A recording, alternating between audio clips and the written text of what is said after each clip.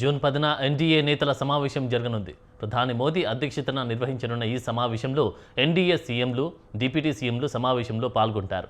ఈ నేపథ్యంలో AP CM Chandrababu, deputy CM Pawan Kalyan ఢిల్లీకి వెళ్లనున్నారు.